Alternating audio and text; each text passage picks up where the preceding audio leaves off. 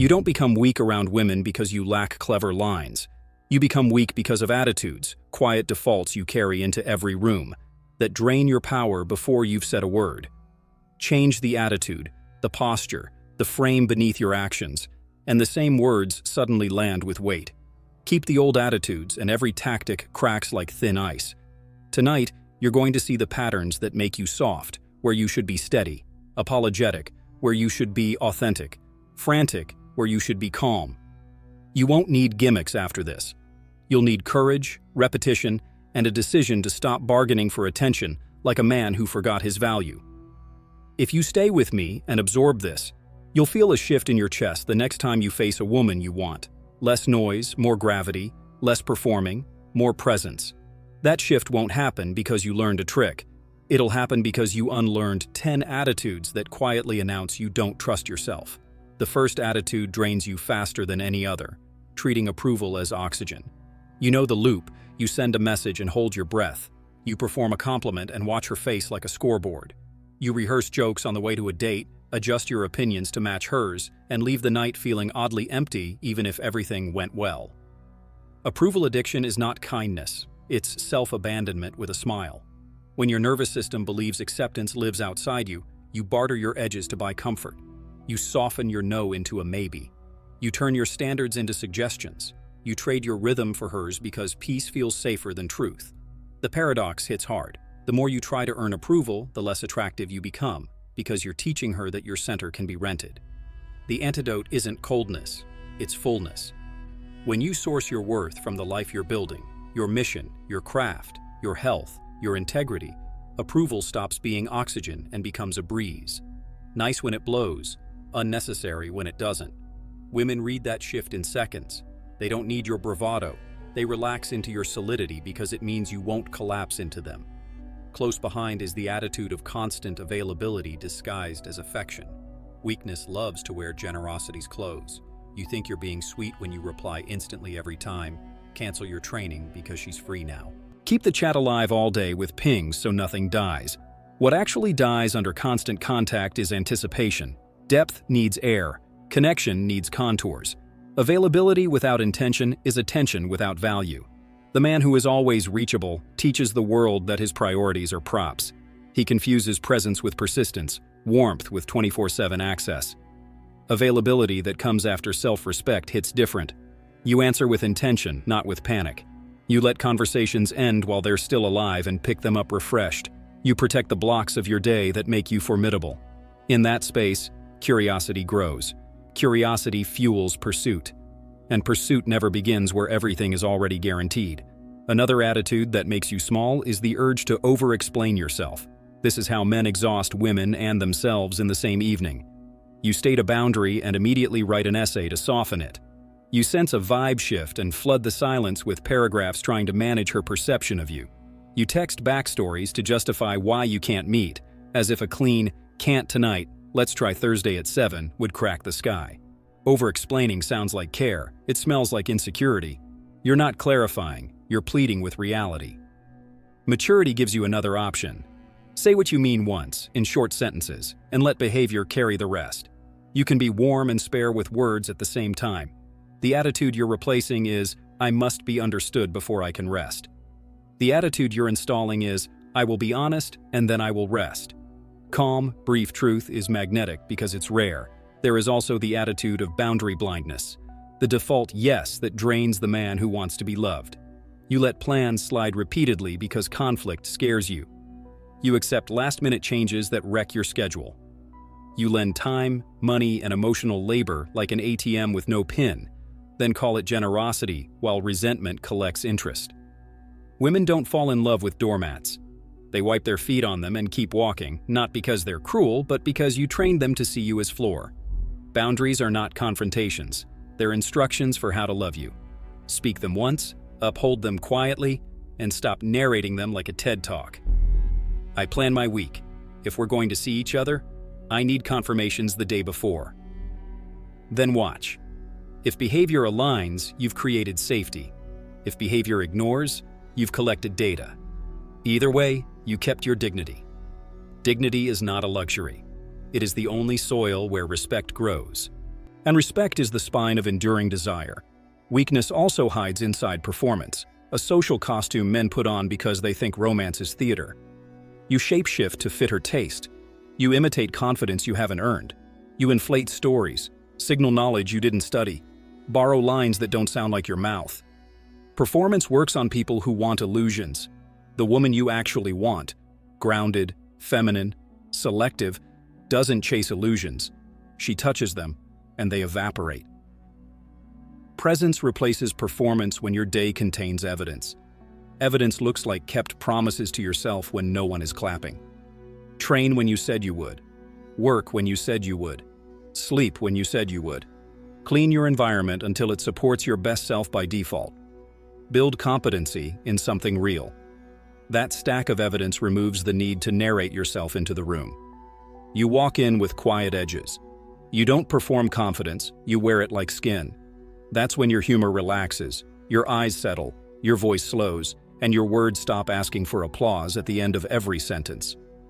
Urgency is another attitude that breaks attraction. You rush connection like a man sprinting toward a mirage. You overinvest in week one, escalate faster than intimacy can support, and reach for labels before you've earned trust. Beneath urgency lives fear. The fear that if you don't lock it down now, abundance will never return. That fear makes you ignore red flags, overshare your history, and overpromise a future. Slow down. Not to play games, but to protect reality. Real intimacy is built with pacing. Reveal in proportion to reciprocity. If the rhythm is uneven, let it be uneven. Don't speed her up or slow yourself down to force harmony. When you're willing to let time do its work, a woman reads something powerful in you. Patience. Patience is not passivity. It is confidence in motion. People chase what they trust won't collapse halfway through. Then there's the subtle surrender of frame, the habit of handing over the definition of the interaction to whoever has the strongest emotion in the moment. This is how you find yourself in endless texting with no plan, in arguments you didn't choose, in dates that happen when and how someone else prefers every time. You might be funny, kind, good-looking, and still be forgettable if you never set the pace. Frame is not domination, it's authorship. You propose specifics: time, place, plan, window. You decide. You invite input. You remain flexible without being vapor. When friction appears, you bring clarity instead of matching chaos. I enjoy this, and I don't do last-minute shifts. If we're going to make it work, let's lock things 24 hours out. You don't need to win debates. Frames aren't won by arguments. They're kept by standards. The minute you stop adapting to every breeze, people start orienting to your weather. Emotional dysregulation is an attitude too, and a costly one. Jealousy arrives and you let it right the next hour. Anxiety knocks and you hand it your phone. Anger surges and you unleash a paragraph you'll spend a week apologizing for. Everyone feels the same storms, not everyone builds the same shelters. The man who can pause is rare. You don't numb, you choose. You feel jealousy, then you breathe, then you look for data. You feel anxiety, then you keep your plan, then you respond when you meant to. You feel anger, then you move your body, then you name the pattern plainly. It sounds small, but it's not. A woman leaning toward you is reading your nervous system more than your rhetoric. If your emotions hold a steady cadence under pressure, she leans closer. Not because you're robotic, but because your steadiness makes space for both of you to be human without drowning. Neglect of purpose is a quiet attitude that bleeds attraction by the day. Without a mission you respect, you will recruit relationships to fill the hole where meaning should live.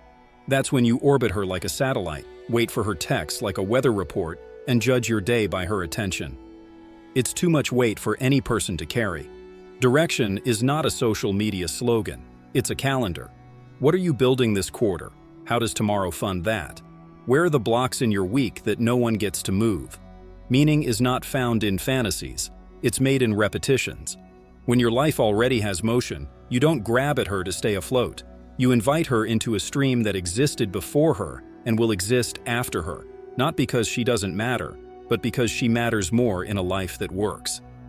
Viktor Frankl taught that meaning organizes suffering. You don't need a heroic quest. You need enough structure to keep your soul from negotiating with impulse. Chaos as a lifestyle is an attitude as well. Your car looks like a backpack spilled open.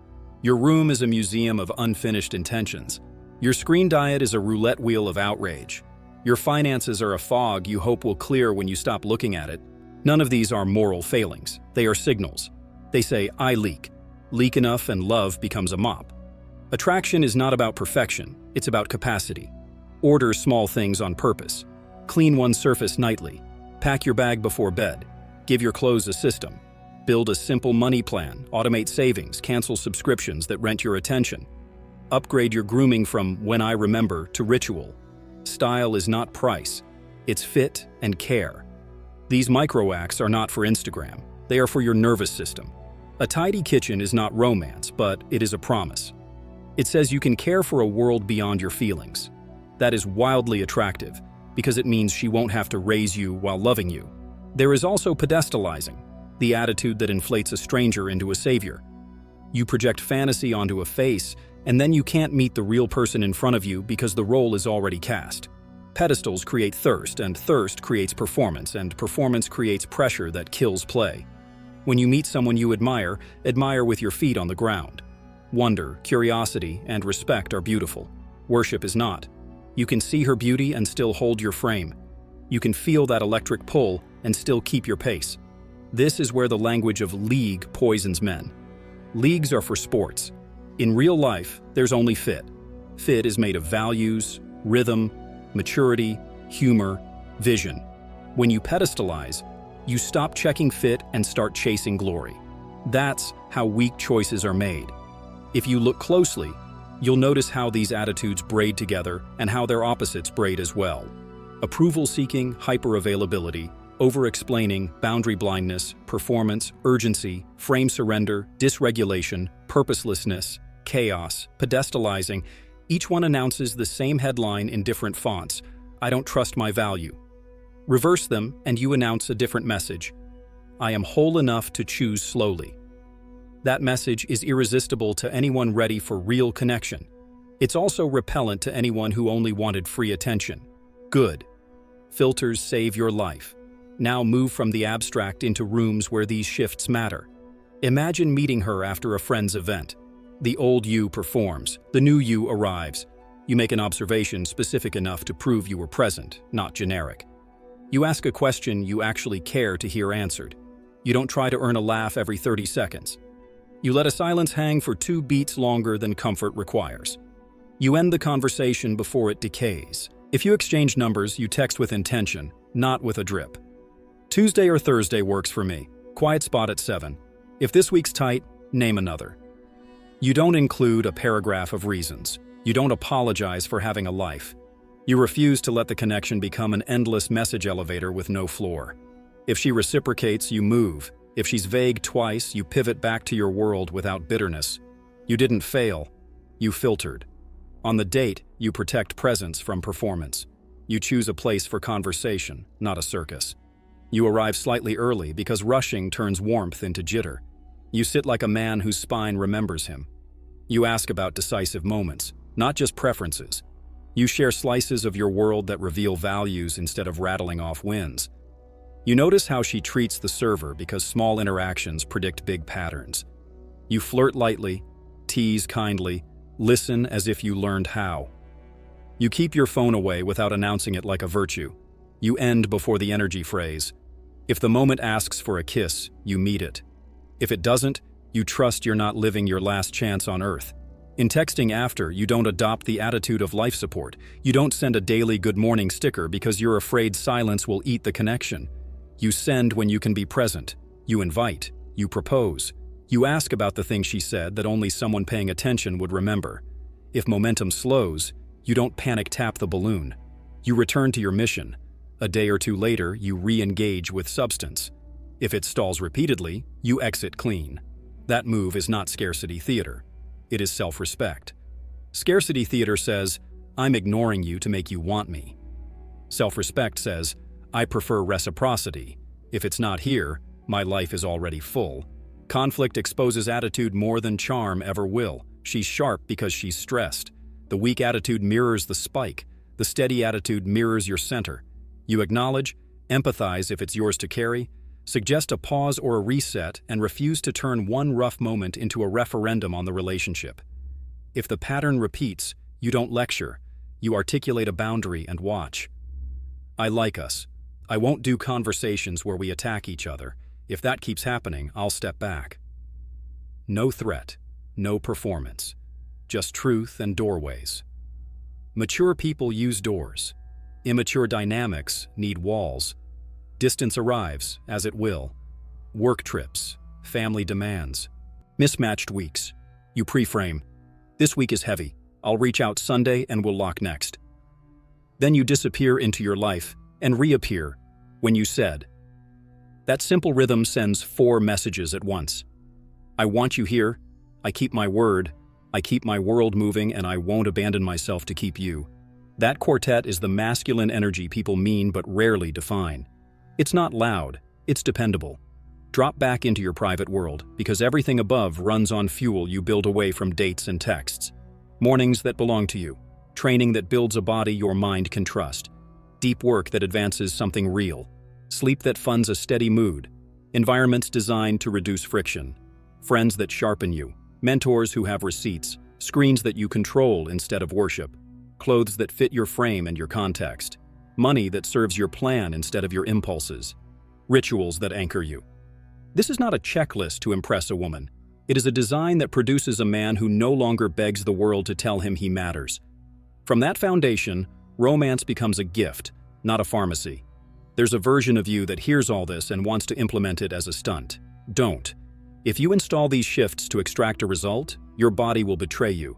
Your eyes will dart. Your timing will feel off. Your boundaries will come out brittle. Your pauses will feel like threats, not breath. Live the substance and the surface will handle itself. Robert Cialdini's insight about scarcity is corrupted when men fake unavailability. Don't fake. Live a calendar that would make constant availability dishonest. Erich Fromm's point that love flows from fullness is corrupted when men pretend to be detached. Don't pretend. Build a week you respect, then choose her from there. Carl Jung's shadow work is corrupted when men memorize jargon and skip integration. Don't memorize. When jealousy arrives, meet it. When insecurity flares, feel it without feeding it. When anger surges, move it through your body and speak later. That's integration. Viktor Frankl's meaning isn't a poster. It's a plan for tomorrow that protects your soul from drift. You'll slip. Expect it. You'll chase a little because an old groove grabbed your ankle. You'll send one too many messages because silence summoned an old fear. You'll explain a boundary for 3 paragraphs because guilt stole your brevity. You'll postpone training to catch a call you didn't need to catch. Fine. The point isn't perfection, it's recalibration. Catch yourself sooner next time. Apologize faster when you're wrong. Replace one weak default with one steady practice. Set one boundary and honor it once. Clean one corner of your environment daily. Protect one deep work block. Turn your phone off for 1 hour. Stack tiny evidence until your identity changes. Identity is memory, the memory of kept promises. Keep enough and your reflection starts to carry weight. When you stand across from her, your body will remember who you are. That memory will do most of the talking. You wanted 10 attitudes that make you weak around women, and if you listened closely, you heard them all. Not as a list to memorize, but as a mirror to stand in front of until your posture changes. Stop outsourcing approval. Stop giving constant access. Stop over-explaining. Stop living without boundaries. Stop performing. Stop rushing what only time can build. Stop surrendering the frame. Stop letting emotions drive. Stop drifting without purpose. Stop tolerating chaos. Stop placing anyone on a pedestal where your standards should stand. Replace each with its counterpart: self-sourced worth, intentional presence, concise honesty, firm edges with warm hands, practiced competence, patient pacing, quiet leadership, emotional choice, mission, order, respect for fit over fantasy. None of this is a trick to get women. It's a practice to get you. When the practice becomes you, something subtle and loud happens. You won't wonder if you're too much or not enough because you'll be measuring against your values, not their reactions. You won't argue with pauses. You won't chase echoes. You won't test yourself against strangers who don't even want what you want. You'll stop mistaking intensity for intimacy and drama for depth. You'll start selecting as carefully as you hope to be selected. And the woman who meets you there will feel two things at once: safety and challenge. Safety because you're steady. Challenge because you're selective. That braid is what turns curiosity into investment and attention into pursuit. Tonight, make a quiet vow that doesn't need witnesses. You will stop renting your edges to buy approval. You will reserve your yes for what builds you and your no for what bleeds you. You will trade performance for presence. You will protect the rituals that make you reliable. You will let silence breathe. You will lead with specifics and accept counters once. You will own your feelings and direct your actions. You will make your room and your calendar match the man you claim to be. You will allow people to select out when they can't meet you. You will choose alignment over attention, reality over fantasy, standards over spectacle. And when you slip, you'll return without drama, because the point was never to impress her. The point was to become the man who doesn't feel weak in his own life. When that man speaks, he doesn't try to convince. He invites. When he texts, he doesn't maintain a high. He proposes a plan. When he dates, he doesn't audition. He explores fit. When he loves, he doesn't bargain. He gives from abundance and receives without a ledger. When conflict knocks, he doesn't collapse or crush. He clarifies and chooses. When distance arrives, he doesn't panic. He communicates and keeps moving. When he looks in the mirror, he recognizes himself. That recognition is the end of weakness. Women feel it the way you feel real music, less in the ear, more in the bones. They lean toward it because it's rare. And rare, whether you call it mystery or gravity, or just a man who finally tells the truth with his life, is the quiet reason they'll keep coming closer while you remain exactly who you are.